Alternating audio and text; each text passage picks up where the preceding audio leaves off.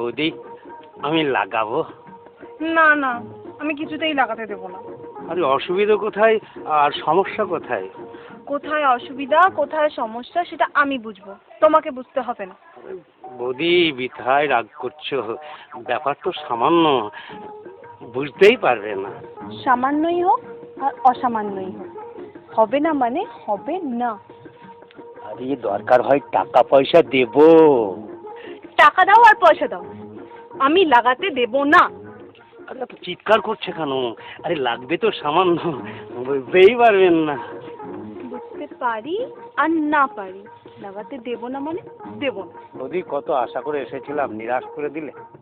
তোমরা তো আলছাল, কত বড় বড় নেতা মাফিয়া, এমনকি আমার বড় এসেছিল, তাকেও লাগাতে দিইনি। হ্যাঁ, দাদাকে লাগাতে দাওনি? কেন দাওনি বৌদি? দাদার গন্ডগোলটা কি? মুখ পোড়া আমার বাড়ির দেওয়ালে মদের বিজ্ঞাপন লাগাবে বলে তৈরি ছিল, তাই আমি লাগাতে দিইনি।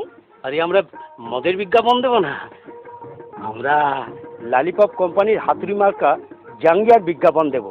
জাঙ্গিয়ার বিজ্ঞাপন দাও আর ইয়ের বিজ্ঞাপন দাও, লাগানো হবে না, আসতে পারো। বৌদি একদম লাগাতে দেবে না? লাগাতে দিতে পারি, তবে একটা শর্ত।